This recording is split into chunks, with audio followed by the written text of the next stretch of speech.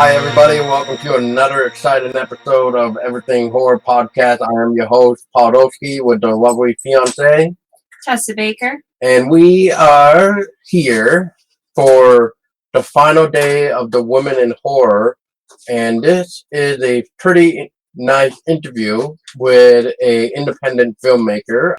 She's come on to tell us, hopefully, some more awesome details of the upcoming film that she's going to be releasing, hopefully maybe this year or next year, called Wendigo. And this is Nicole Sell. Hello, Nicole. Hello. Nice to meet you guys. Nice to meet you. Nice to meet you. Now, Nicole, for people like me and Tessa here, and for those that are listening, would you mind giving us a little background of who you are and how you got into horror? Yeah, of course. I'm from a small town in Wisconsin, and it's called Two Rivers. It's right on Lake Michigan, and I work as a hospital worker when I'm not trying to make films. I have my one dog, and I got into horror films actually when I was in middle school, when my teacher ironically, it was for our mystery part of the lesson. She turned on The Watcher in the Woods, starring Bette Davis, and and ever since when I started watching that, I was so interested in the whole horror aspect. I got so into it, and then I got completely into the horror section. And I haven't looked back since. Nice. That sounds like an awesome little thing. Yeah, it's a good movie. I mean, Bette Davis, and it was the first Bette Davis movie I had ever seen. And ironically, it was a Disney film, so that was actually kind of funny in itself. Well, Disney did just take over 20th Century Fox, so that means like franchises like Aliens and stuff like that is now like a Disney princess now? So the alien queen of Disney princess now? I mean, I don't know. I don't know what's going on here. They're taking over everything. Yeah, they are. They're gonna be the new Monopoly, which is not good. No, they're just good. Yeah, I'm still reeling over to them taking over Lucasfilms. So exactly. And just for people that may have heard that little sound of like somebody just came in, that is our other co-assistant host right now, Tristan Knott. How's it going, guys? Yeah. So Tristan is here to also help with questions just in case I feel like stuck or something. And plus, you guys may have remembered the monster episode that we did where we brought up the topic of the Wendigo. So I figured perfect topic and interview to have Tristan jump on board because of the fact we're going to be talking about Wendigo.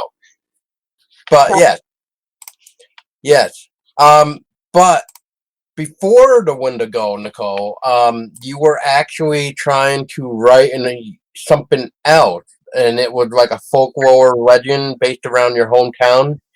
Yeah, actually, it was the assignment. I was in film school at the time, and the assignment was to write a script about a lore in your home state. And in Elkhorn, Wisconsin, they have the Beast of Bray Road. And so the script started off as a werewolf script, but I just could not get the main character and the monster to connect. It would sound convincing enough. And I just couldn't get to be a unique werewolf story. So then I started researching more different kind of monsters online, and then I stumbled onto the legend of the Wendigo, and I thought it was like the most fantastic monster I have ever heard. With the fact that it can mimic human voices, it's so fast. Some say it can't be killed with a knife or a gun. It's got to basically be burned. I just thought that was like the coolest, most underrated creature that nobody's really ever talked about in the story world. What I liked about the Wendigo was there was like multiple folklores, like he was a spirit and a creature. Yes. Yes. And yeah, I like the different aspects of how people see this. Yeah. Yeah, and I mean, the Wendigo can be seen as so many different ways. So a Wendigo can be like, be portrayed by anything like a creature or a human being turned into some kind of creature. Something that looks like a cross mix between like an upright walking, like, I don't know, scraggly wolf demon or something like that. Yeah. I've seen. Yeah, it can be seen so many different ways. I mean, I think the last time we really seen a good game that had anything to do with a Wendigo was Until Dawn. Yeah. And we kind of saw how they came back in the game because the sisters had to survive in that weird way. And yeah, that brought the Wendigo back. I don't want to say too much because I don't know how many people actually have played Until Dawn yet. But yeah, I mean, let's just say that was a nice Wendigo game. Yeah, and it's worth checking out. And it's definitely worth checking out. I agree with that. I didn't play it myself, but I know somebody who did play it. It was quite a fantastic game. It is quite a fantastic game. Yes. All right. So yeah, it's interesting that you couldn't really get a werewolf, but then again, like you were saying, like, you know, a Wendigo is the type of creature that we don't really hear much of often. So it's nice to bring monsters out from the dark into the light, per se, that we haven't really necessarily seen before, or if we have, not as much. Like werewolves, you know, we're kind of used to seeing werewolves all the time. Oh, so yeah. It's a nice little change up. Yeah. There's so many different werewolf movies, and I couldn't get it to, like I said, the original script, I just could not get it to work where it's like, what makes this different than every other werewolf film that's out there? Right. We already got some pretty well-known names, like An American Werewolf in London, The Howling. We got, like, you know, Blood and Chocolate, and I mean, the list goes on. Underworld. I mean, I know that's more vampires and werewolves, but still, though. You mentioned The Howling, right? I just said that. Yeah, that's what I thought. Yeah, and I mean, the list can just go on and on and on with werewolves. But Wendigo, I can't really think of any movies with Wendigo, really, to be honest. So, I mean, what about you, Nicole? Have you heard of any films that have Wendigos in it? I heard of, I didn't hear about one until I was, looking to get my crew together for this project, where somebody's like, you do know there was one back in 2008, and I was just like, no. I was like, I didn't know how to answer that question. I was just like, no, but even if there was, the story is probably anything like that one, because I've never even heard of it. Yeah, I mean, you just even saying that 2008, that makes me want to go now to IMDb and take a look to find out what this one is so I can somehow look it up. I think 2008. I know it's like the early 2000s, and I was just like, yeah, never heard of this one. I'll have to And, keep an eye out for sure. and I was just, sorry, 2001. I apologize. Then, yeah, that was like it was not 2008, it was 2001. Ah, so But yeah, still, I've never even heard of it. pretty mumuch 18 years ago almost. Yeah, just about. It's like, is it? I mean, I'm like, I couldn't help. I was like, I never didn't even know that they tried to do Wendigo films in this point. Right, exactly. I mean, I mean, I'm right there with you. I didn't even know there was a Wendigo film myself. So, whoopsie. It's But then again, because I don't know if it was just trying to intimidate me that there was already a Wendigo movie, but then I was just like, well, first of all, I really doubt the storylines are even the same, and second of all, there is really no 100% original idea in the film industry these days. The first time I ever heard of the Wendigo was the Hulk animated series. I was like a kid watching that, and I just saw the Wendigo, and I was like, oh, I never knew that was actually a thing. I think the first time I ever heard, even before I started doing my research, I briefly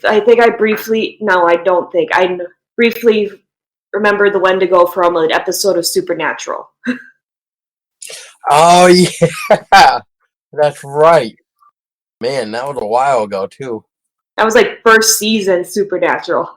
Yeah, exactly, a while ago. A very long while ago. It's been a few years. And I completely forgot about that episode until I started researching. Yeah, I forget what season they're even on right now, but I know they just got renewed again for the new seasons, or if not new ones.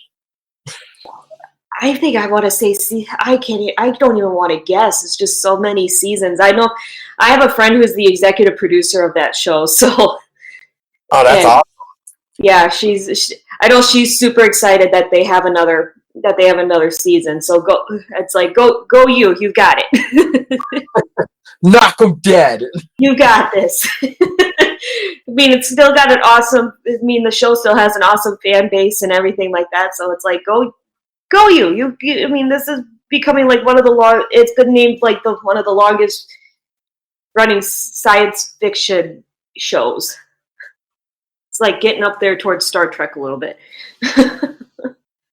Oh God, that show. But I remember when I was researching Wendigo, the episode of Supernatural popped up. I was like, oh, hey, I remember that when I was watching it. What inspired you to want to create your own films? I'm sorry, what was that? I missed the last part of that question. What was that? I said, what inspired you to want to create your own films?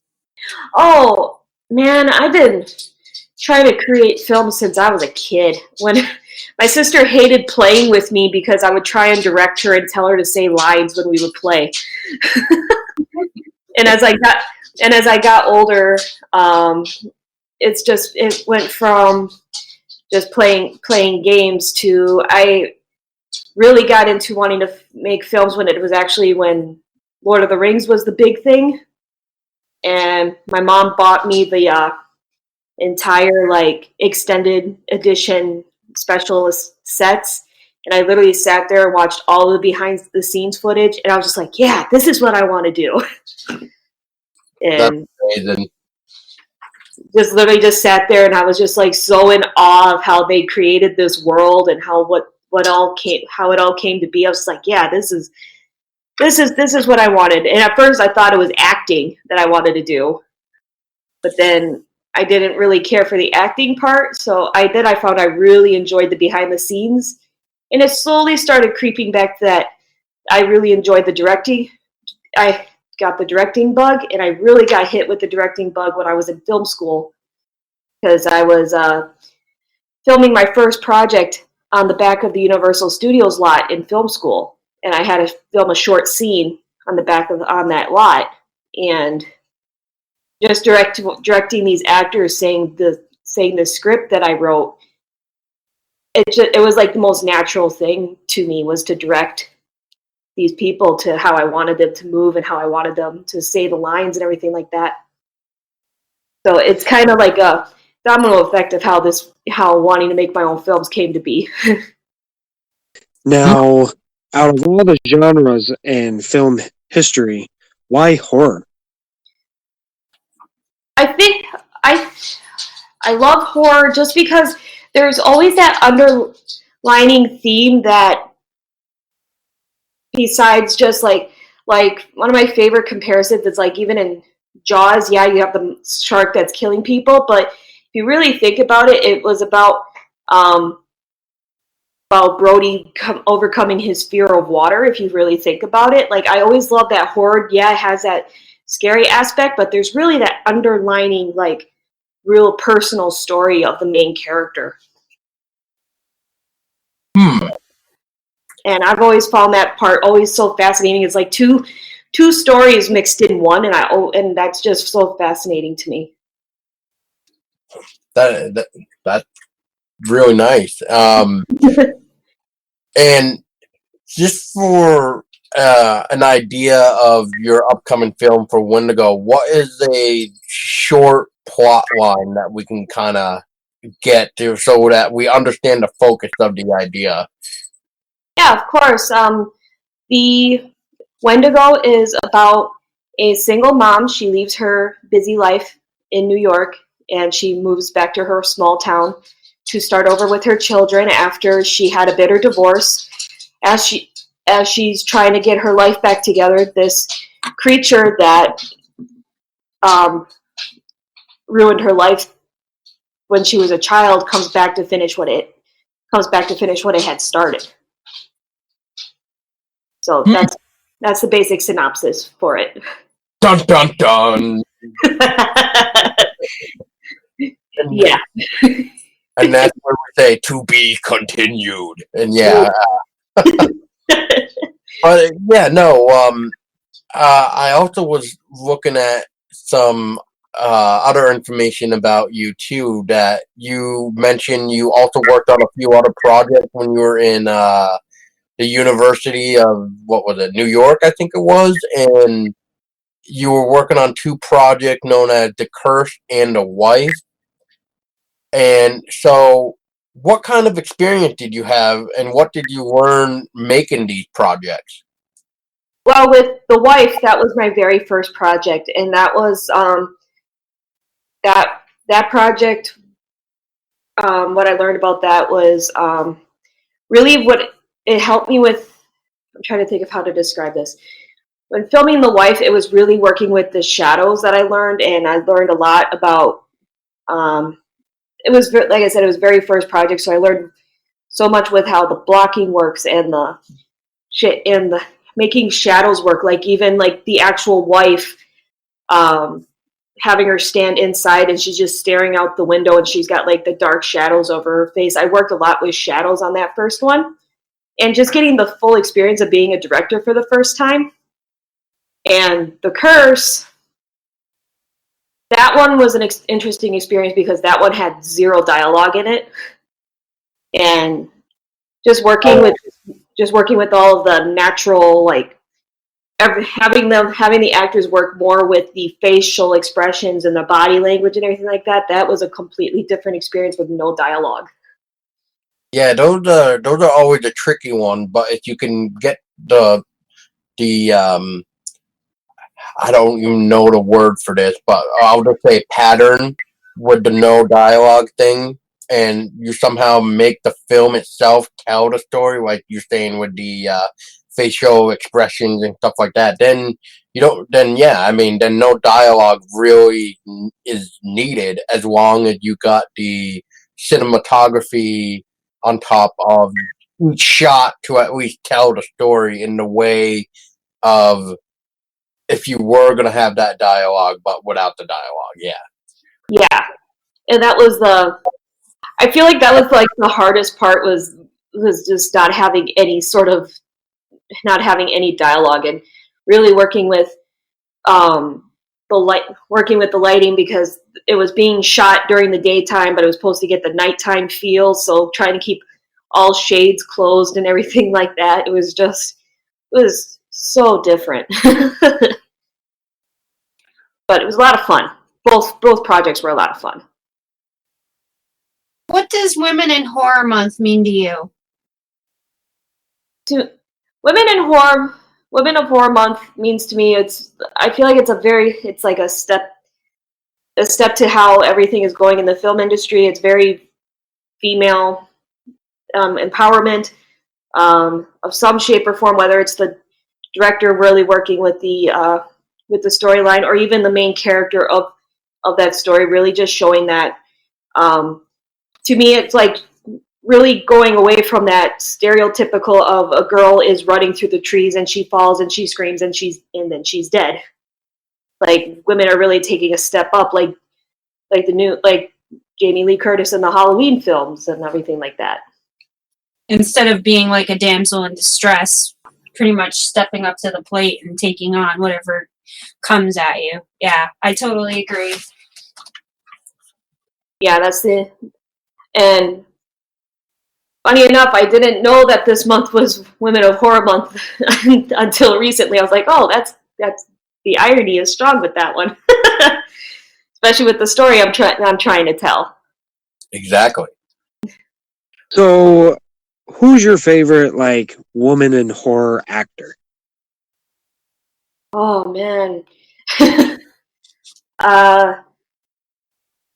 There's a few. Like, most recent, I like Vera Farmiga in the Conjuring series. I love... That's Paul's favorite series, right there, Paul? Which one? Conjuring? Ah. Oh boy, struck a nerve. Oh boy.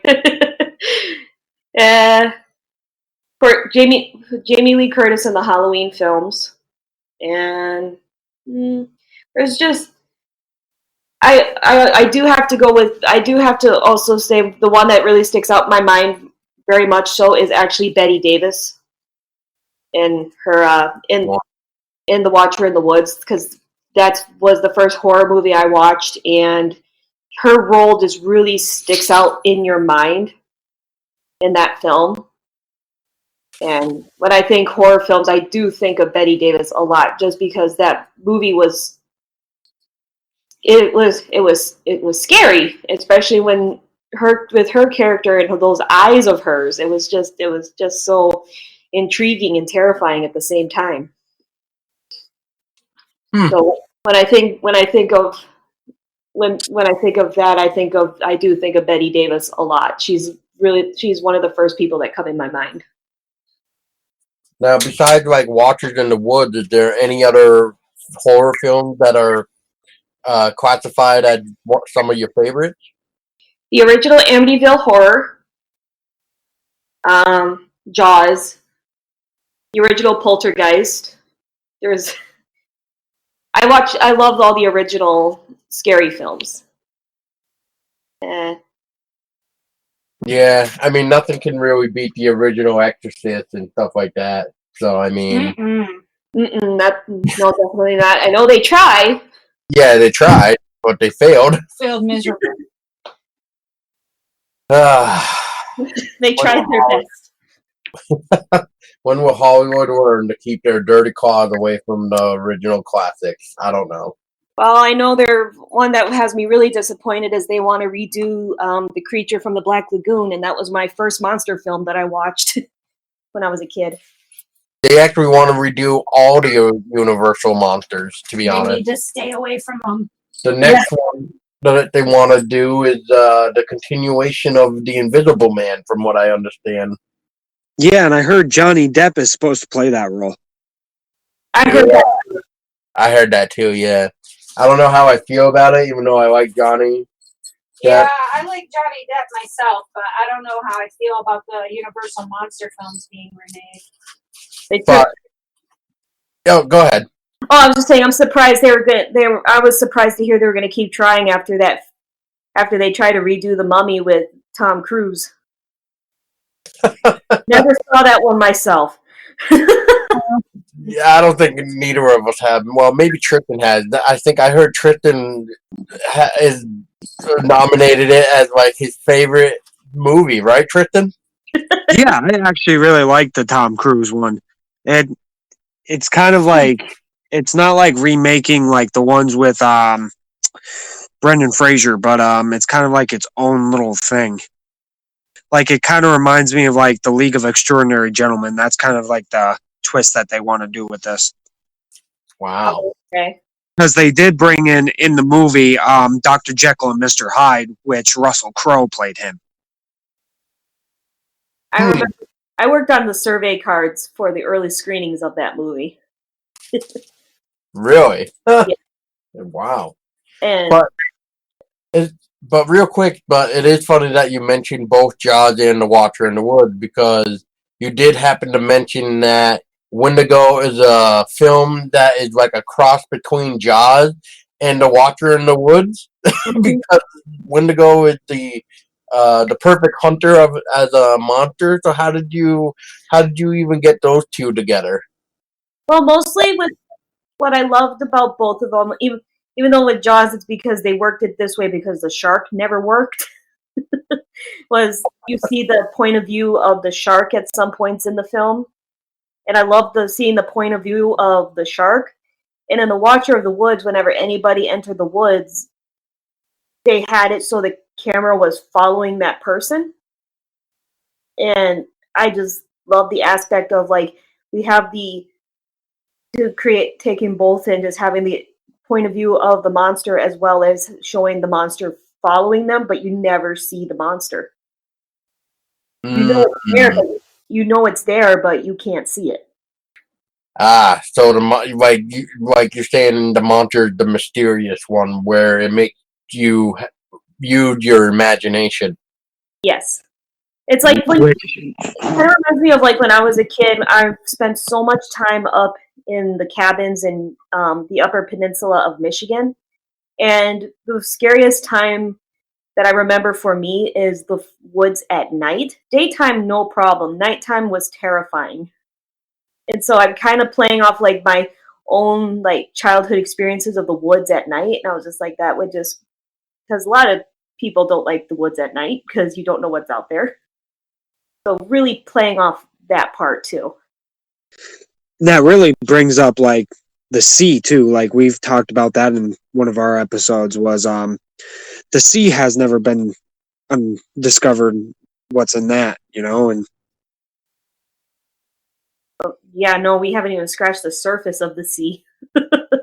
Yeah, we don't even know what is actually down in the deep below. So yeah, My question is, do we really want to know what's the further? I know they keep discovering more species of fish and everything the further they go. I'm like, do we really want to keep going? Because I don't know if I want to know if there's like something really big down there that we don't want to know is down there. now, real quick too, to go back to the Wendigo for a minute. It looks like you have some very interesting people on board as well. Like we see that you have Melissa K. Webb known for Sharknado 4. You got Heather Benson from The Walking Dead, and those are people that help with the makeup work. And you also have I'm not sure if I'm going to pronounce this name right, but like Kevynn Brewer. Yep. Okay, and they're known for Killer Kate, which I have not actually heard of, and I did look it up, and it sounds really interesting. And Kevynn Brewer is known for the head of the head of the wardrobe apartment. There we go. So, how did you end up getting these type of people to come on board for your Wendigo project?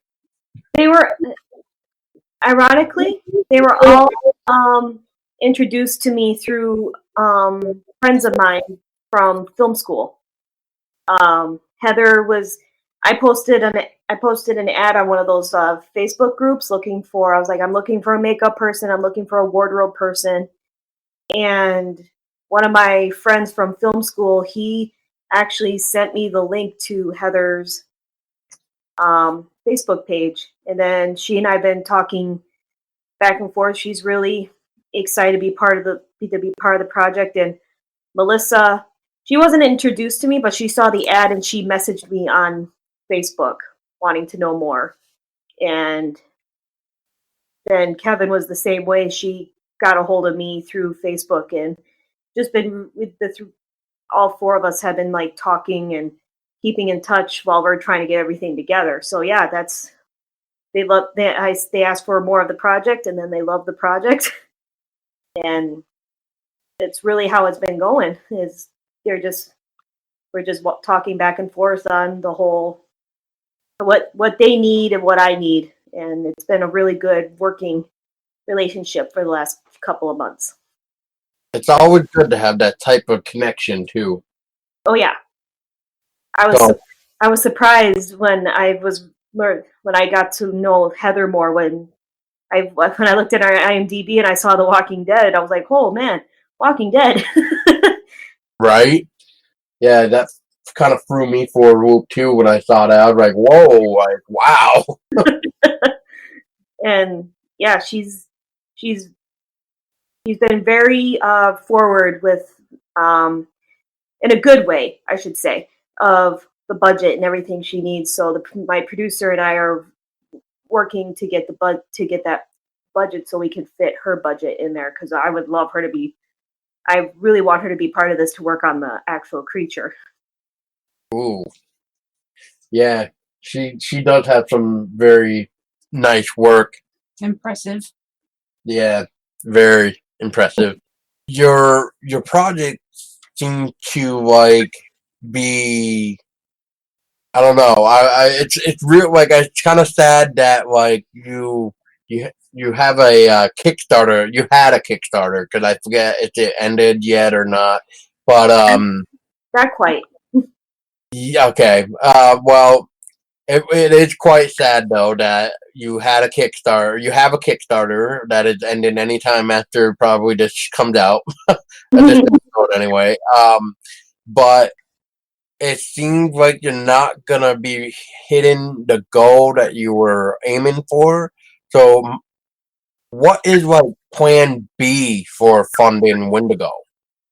Plan B is a lot of networking, meeting a lot of people. Thankfully, my producer has been very gracious to pointing me in that right direction. So I've been looking at other options. IMDb Pro is a very big help of learning how to find and talk to people that way. And just be, I'm a very optimistic person and very passionate, especially very passionate about this project. I've been working on it for about 5 years now.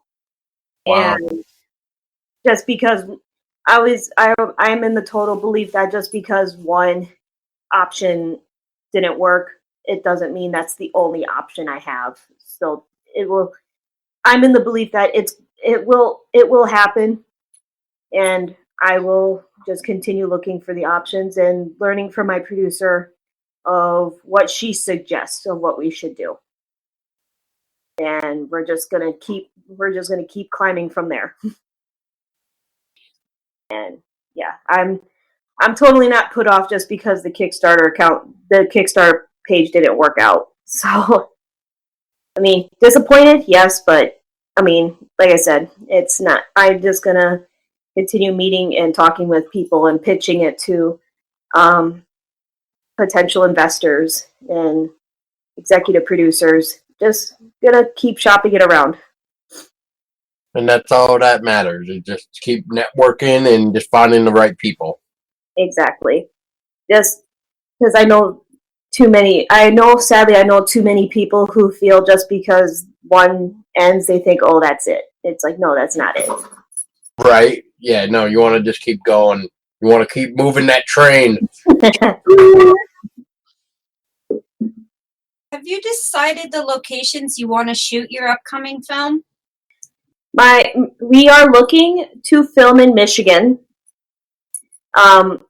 Actually, we are, as long as everything goes perfectly, as soon as my producer gives me the final budget, it will be definitely in conversation. I have family who owns 38 acres of forest land, and they want us to film the forest scenes on their land, which I already sent a bunch of videos and pictures to my producer.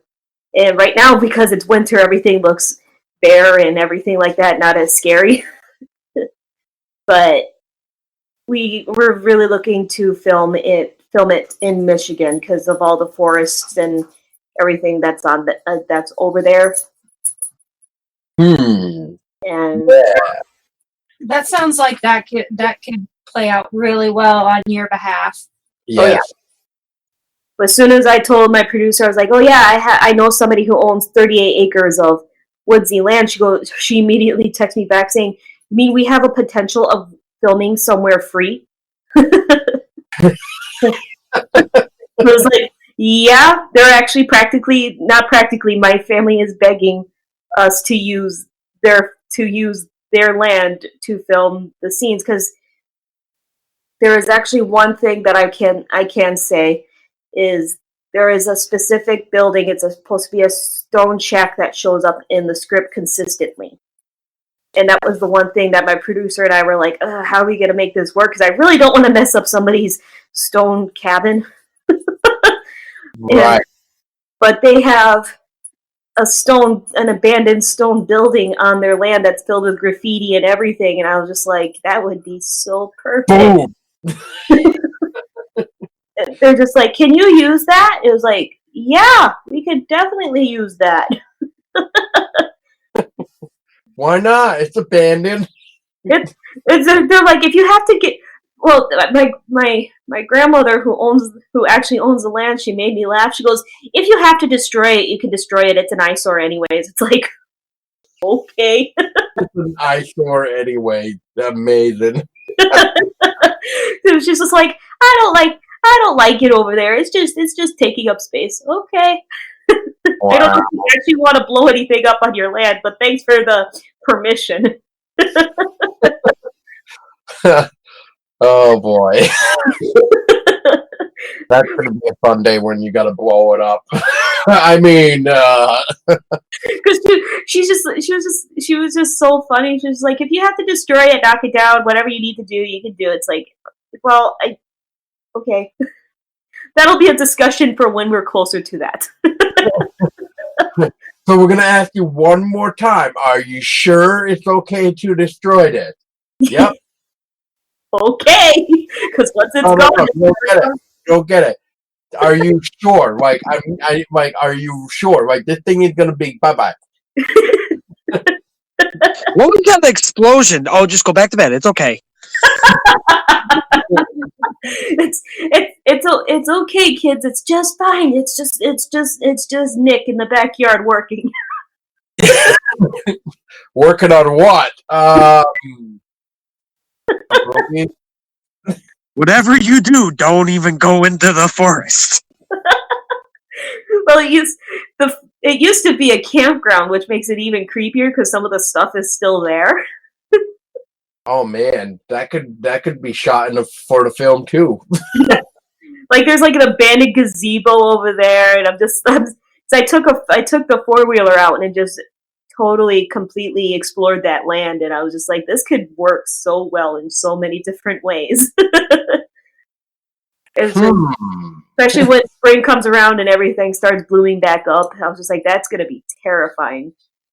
Right? That'll be like nothing but like gorgeous trees that overlook everything, that make you feel like it's more spooky because of the fact that it's just nothing but tree. Yeah, I just remember that, like I said, I just play so much off my memories where my grandfather used to take his grandkids 4-wheeling in the woods all the time up in the Upper Peninsula of Michigan, and talk about deep, endless amount of woods. It's woods as far as the eye can see. Wow. and it's just, and like I said, really cool in the daytime, but at night it was scary. And what was scary to me was it's not when you would hear the crickets and everything like that. You wanted to hear the crickets. What scared me more is when you didn't hear anything. And that goes back to the whole, what was that? Don't worry about it. Don't worry about it. Yes, don't worry about it. It's nothing. It's absolutely nothing. It was just a bear. A bear makes that noise? Yes. Why not?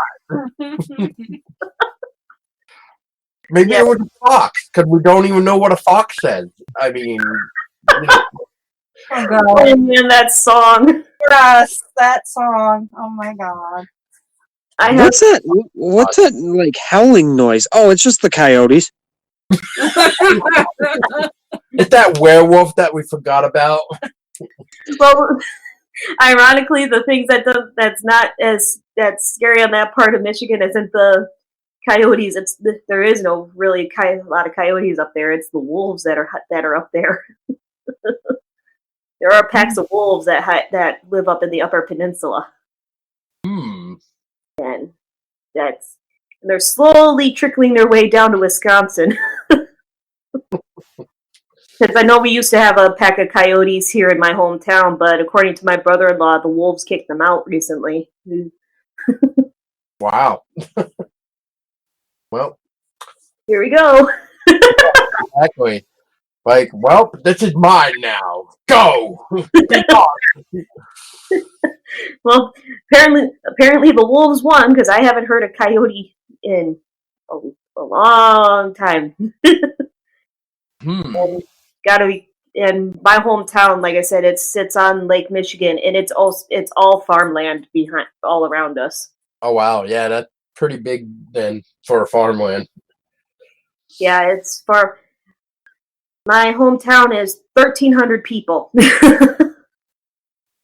I forgot what my town is. Probably less than that. I don't even remember. So it's almost like just as perfect to film a horror film in, but thing is this town is so conservative. Like I've tried to talk to a couple of locations of possibly filming here, they're like, yeah, no, we're not interested. It's like, okay. That sounds like my state. What was that? It sounds like my state. They just Are you making a gross film? No interested. we don't ever.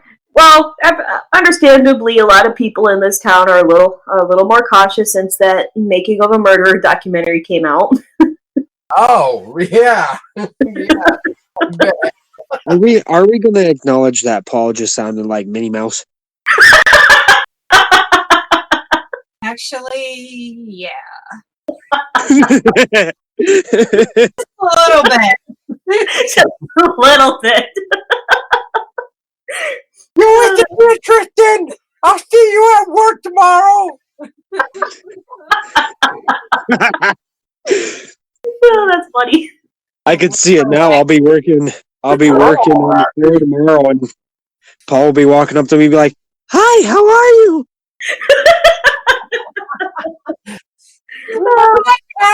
Oh, wait a minute. It was last night. Remember, you hated when I sounded like this. Go here it is.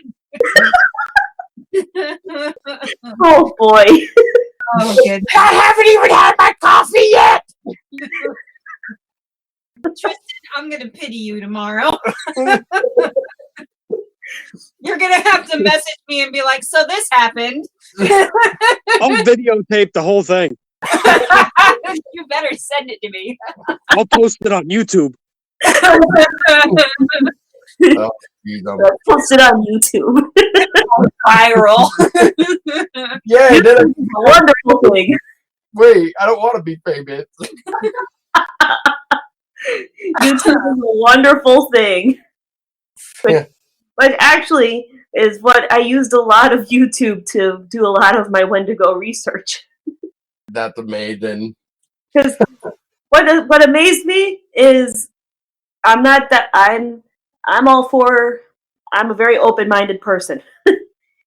I just find it so fascinating that I found so many stories of people who have said they've seen one.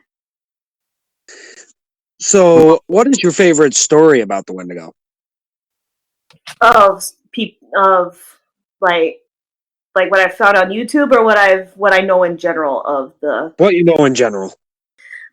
I think the most fascinating story, it kind of ties with also the Native American lore, is, well, I find it fascinating that the Native Americans believe it to be an evil spirit, where if you say it, it like draws it in to you. I always found that fascinating, because in my research, I found that so many people have asked Native Americans about it, and they're literally like, "Oh yeah, no, we acknowledge that it exists, but no, we won't talk about it. Just because if you say the name, it will come and find you, and we don't want that." And That is actually one of my favorite stories about it. yeah, it's when you say the name, it comes to find you. It's like that's scary. I also like the idea, because of how many stories about um, cannibalism and everything like that, is somebody who's been trapped for so long in such harsh conditions that they're so desperate that they end up eating human flesh just to survive. But then it comes like the double-edged sword: you survive, but you turn into this monster. So it's that person is just stuck in between a rock and a hard place. Do they freeze and starve to death, or do they eat and survive, and risk of turning into this monster, because eating human flesh is so taboo in so many cultures. So I find that This is more of an opinion question. What do you think, or why do you think there's so many stories about the Wendigo? I think there's so many stories about the Wendigo because, well, let me ask this: are you, like, of all the different like lore stories, or like I mentioned, of people who saying they see one? A little bit of both.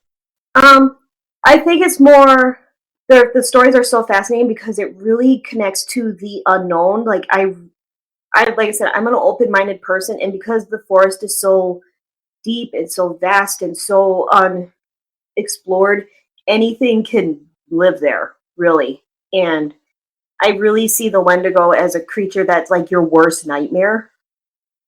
And I feel like people's stories, like, it's like they're like, it literally is your worst nightmare. You're trapped somewhere, and you think you hear somebody calling for help, and you go there and there's nothing there, so your mind starts to think, "Oh my gosh, there is something horrible out here." But then your mind just really goes into that terrified mode, and I really think it just really plays on that kind of fear, if that makes sense. And especially when it comes to, I mean, like I said, I'm open-minded. I totally believe the people who have said they've seen one have seen. Maybe they have seen one. I wasn't there. I can't deny that you didn't see one. Well, that's like the people that say, "I've seen a Bigfoot," and it's just like, I can't deny it.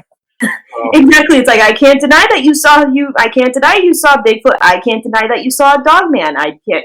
I wasn't there. I didn't see what you see. So, I believe you've seen something, because you are obviously. I've read so many. I've heard so many people's accounts and read so many stories where these people are traumatized by whatever they saw.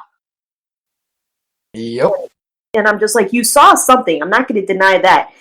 I'm not going to say you didn't, and I'm not going to say you did. It can go a little both ways. Because either way, I feel bad for that person who has claimed they've seen one, because I'm like, that is probably the most terrifying thing you could ever see in your life, is this monster. Then, especially if you've never even heard of a Wendigo, and you just see, and everybody's descriptions of it are like identical.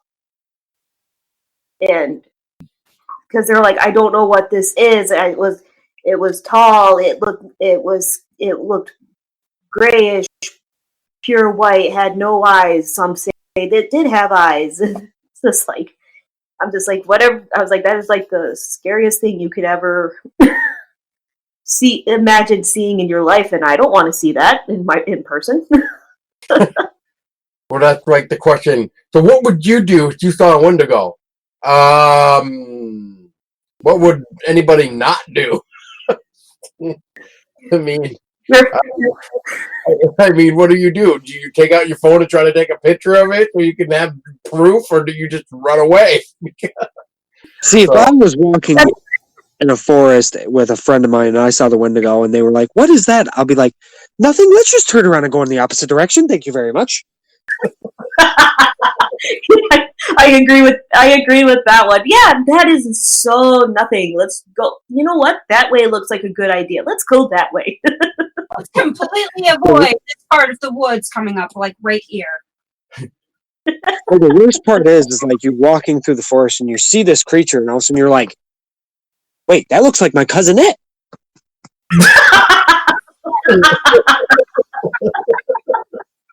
Oh, I didn't know this was my family reunion. Family reunion. I do have to laugh though, because of the fact that so many people who tell their story and say, I did see this thing, and everybody's like, well, why didn't you take a picture? I'm like, well, would you? Because that is the first thing on my mind. I see this scary monster that I know eats human flesh, and the first thing is, let me take a selfie. Oh, jeez. Duck faced.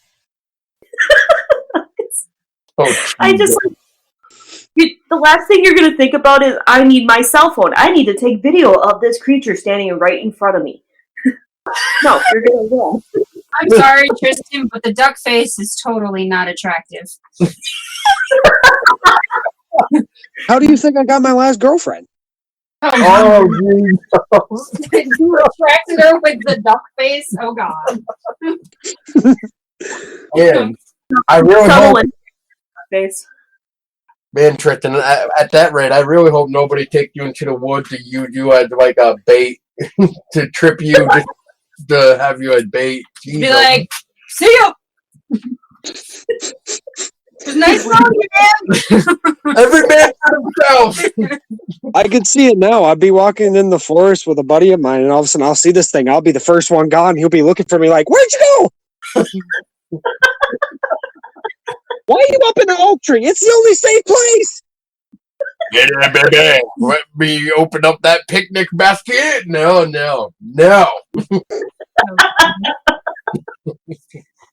What was that thing? Well, that wasn't the big bad wolf, if that's what you're asking.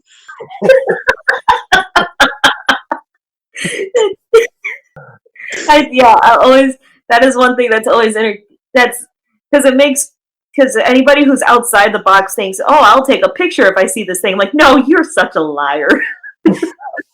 It would be a blurry picture. Get it right. It would be the blurriest picture you ever took, because as you're taking it, you're running away.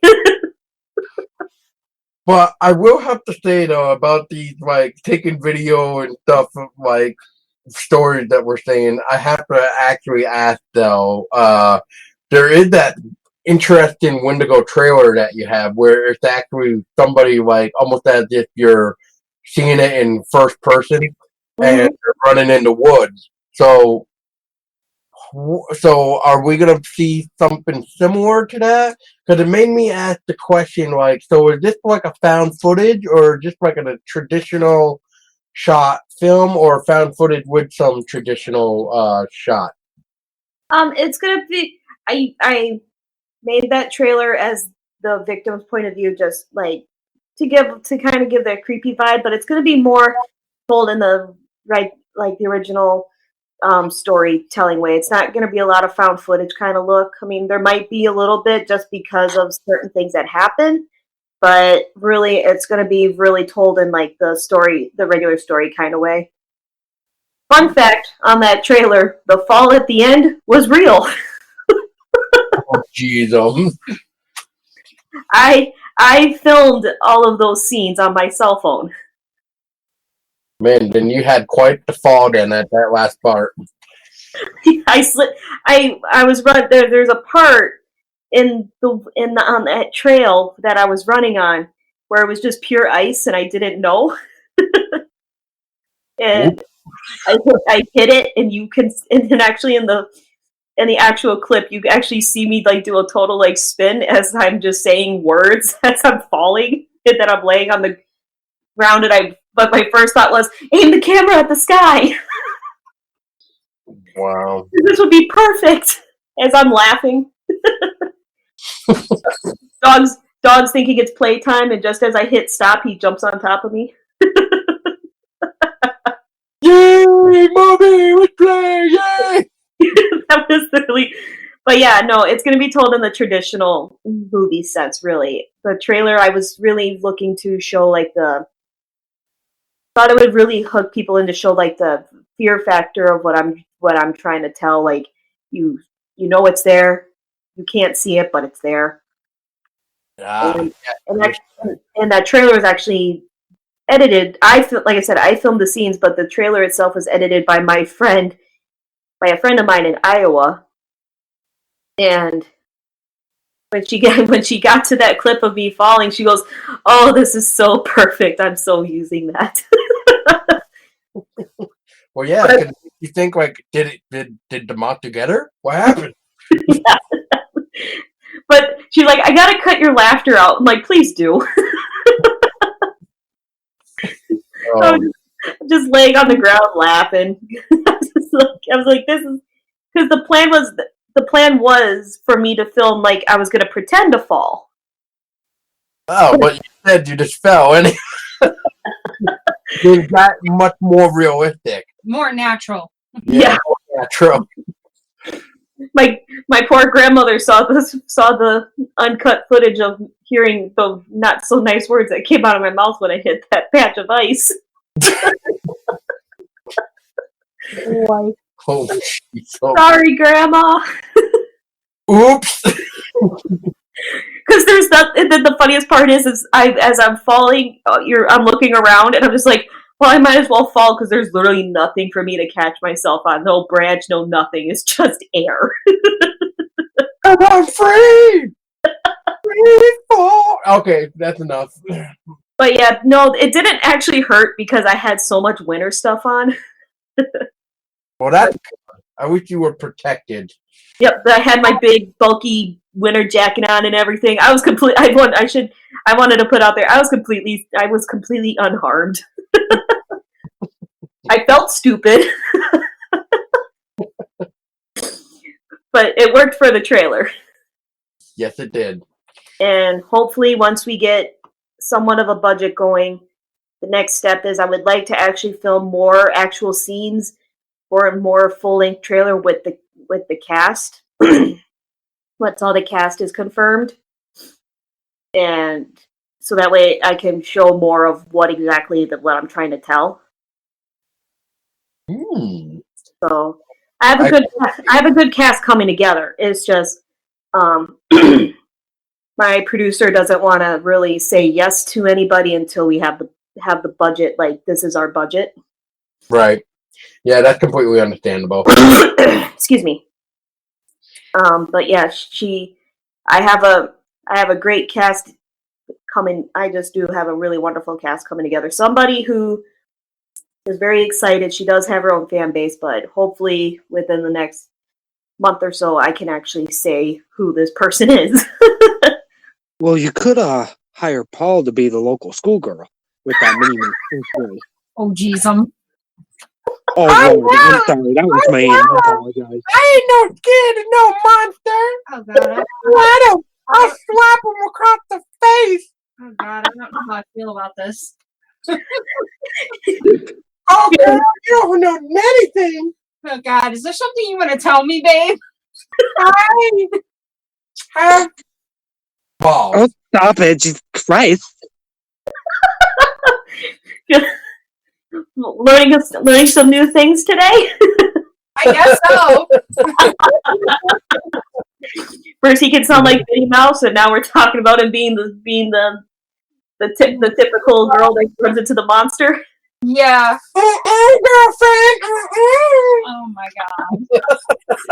That just doesn't fit your style. No. No. And I'm sober doing this.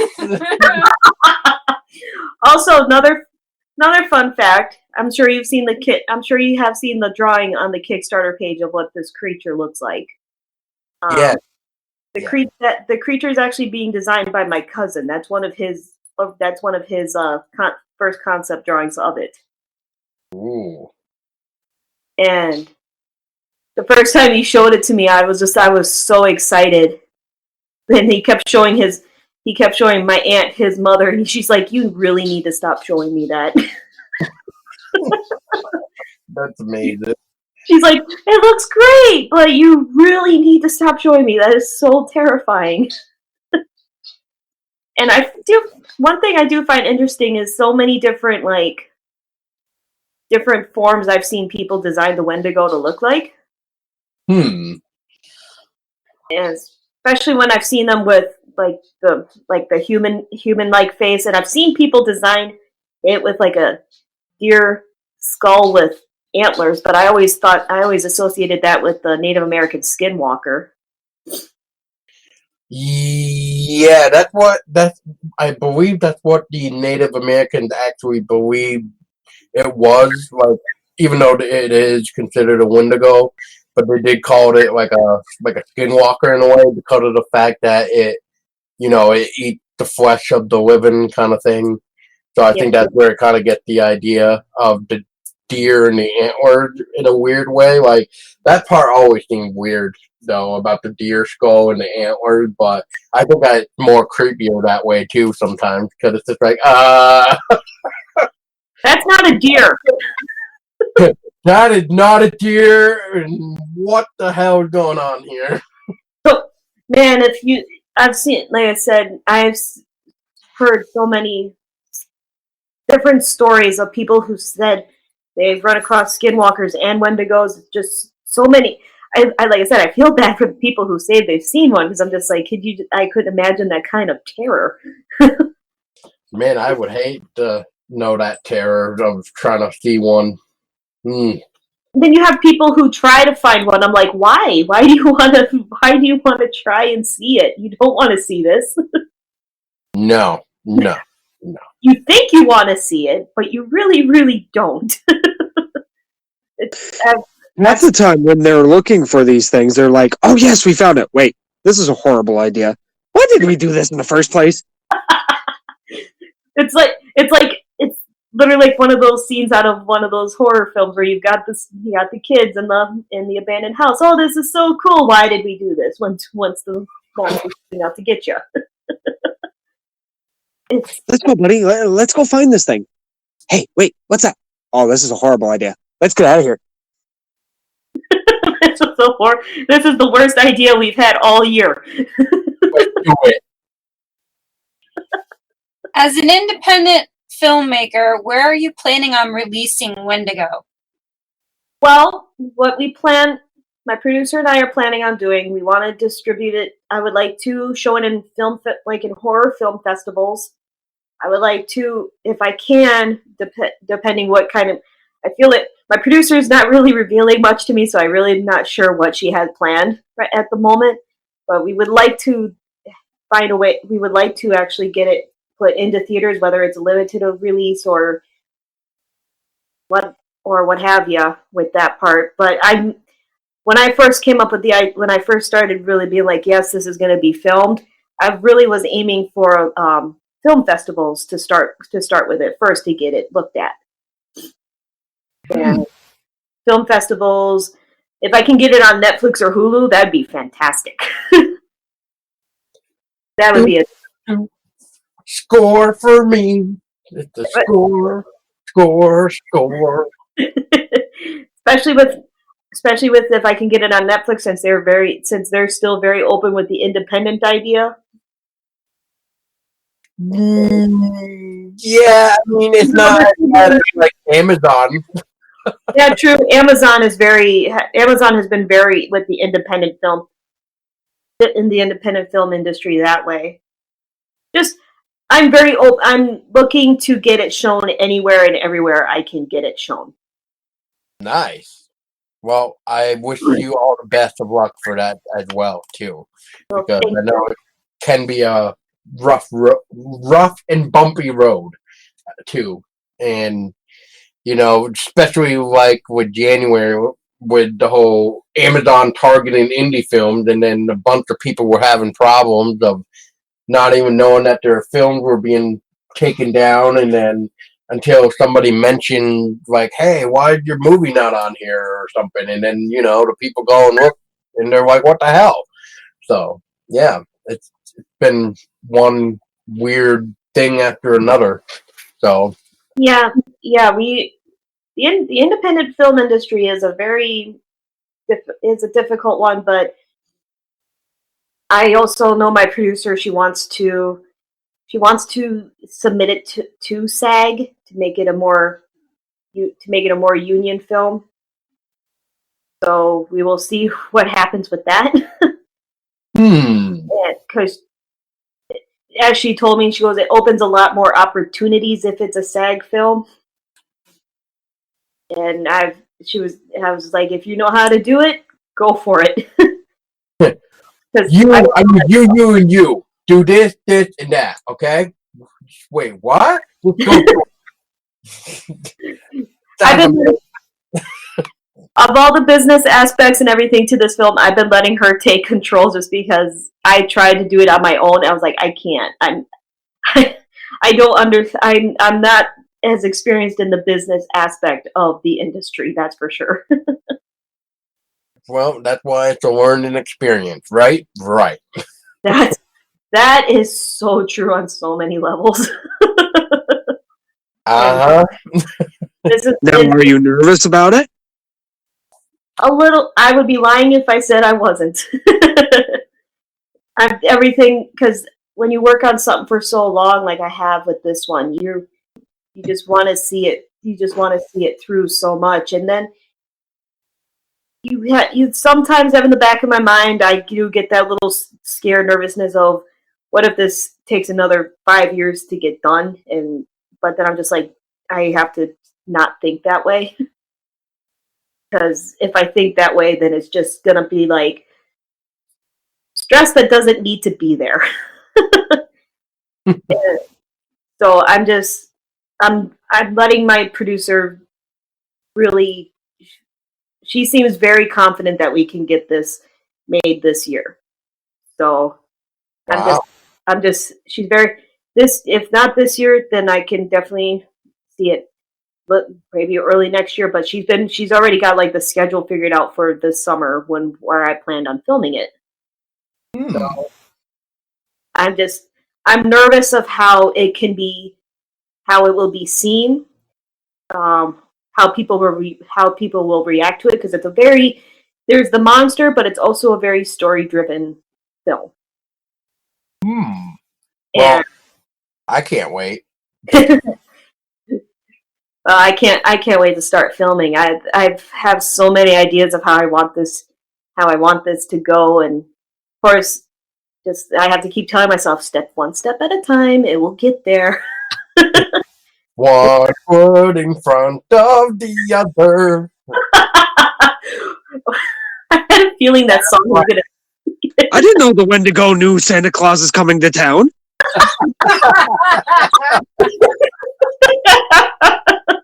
He does now. Now that would be a scary song to have it sing. In the forest. Bring a little top hat and a little cane. Cat dancing at the same time. Amazing. The tap dancing Wendigo. There we go. There's that's the money right there. The tap dancing Wendigo. Yeah. There's your new pitch. There's the new patch right there for a horror film right there. You could probably get that done in like 3 takes. The hard, actually, because they described this creature to being so tall, that's been like the hardest part. Was like, how am I gonna get an actor that's like almost 7 feet tall? I'm gonna have to put them on stilts. I know somebody that's like 6'11", I think, is his height. Oh wow. So does that work? I was looking for actors for the Wendigo, and I was getting like 5'10" actors, and I'm like, the ad says you need to be like over 6 feet tall. I can't make it work with 5'10". I have to put you on like 4 feet stilts to make that work. And then you need to put 1 foot in front of it. Never mind. All right. But no, real quick, Nicole. Is there, before I give you the last 2 questions that I have, is there anything that we haven't touched on that you would like to talk about? So far so good. Everything is. I think I'm saying everything I've been meaning to say so far. I'm glad. I'm glad. Like I said, I love this project, and like I said, I've been working on it for 5 years. It started off as a college project, and it's just morphed itself into the way it is now. Wow. Yeah, that's pretty impressive for 5 years of working on it, and I'm assuming it is the script, locations, and the cast members and all that jazz too, right? Yeah, I actually have to recast one of the other important characters because I just haven't heard from him in like 6 weeks, and I'm just like, well, this is gonna work. Need you to communicate with me to know that you're still interested in this. Yeah. Just throw another email out, slap him in the face a few times, and be like, "Hey, you listen here." She wants him to work for her, not like make her think like she's the Wendigo. Why not? That makes it much more scarier now. And the twist. Haha. I might be short at 4'8", but man, I can get my word across. See? It's all about them words, man. It's all about the words. And then you can just smack them across the face a few times to wake them up. I would need a stepladder to do it, but yeah. Well, yeah, but that would be so worth it in the end. That one good smack, and then you're satisfied, and then you can just do it again, maybe 10 more times. Just stay right there for 1 second so I could get this step stool and get my point across to you. Amazing. But the movie's about a Wendigo, not the attack of a film producer. Okay. This is true. But Nicole, real quick, for those that are trying to start their own independent film and get where you are today, what advice would you give to those starting out? One thing I have to say is don't let anything deter you. If you truly believe in the project, just keep going.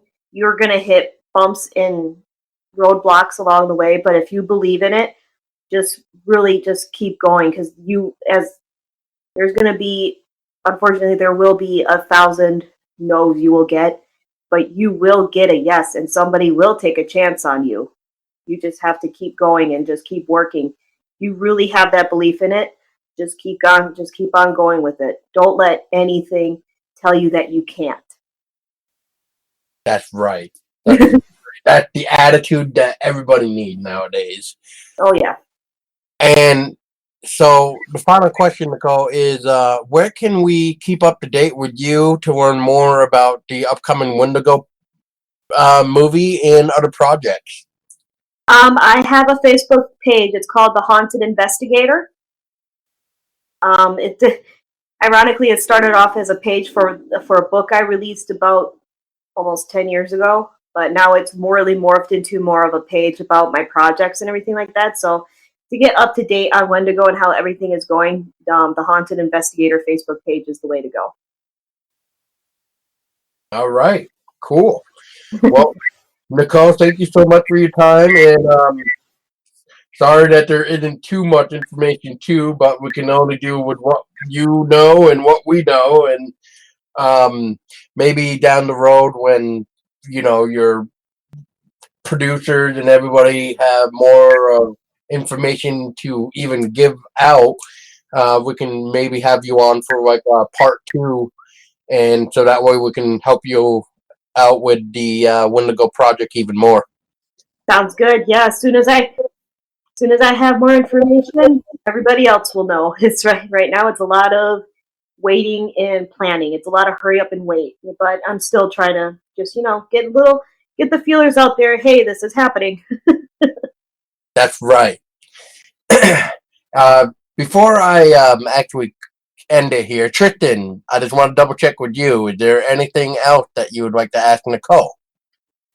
No, I'm just glad to meet her and glad to make her laugh. I love to laugh. I laugh all the time. Well, it was great to have you on. Thank you so much. I love being on here. Yes, it's truly a pleasure. It was a pleasure meeting all of you. Thank you so much. No problem. And thank you, everybody else, for listening. And if you made it this far, go to the Haunted Investigator page and follow. Otherwise, we're going to get that step ladder and we're going to very quietly punch you in the face. Or we're going to climb up on our soapboxes and give you a very stern talking to. And then we'll thank you for not listening. Some people might like that. Well, then. Where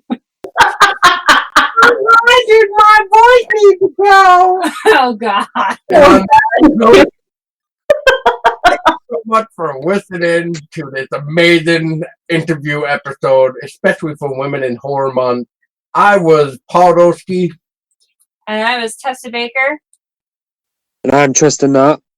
And we want you to, like always, stay Scary.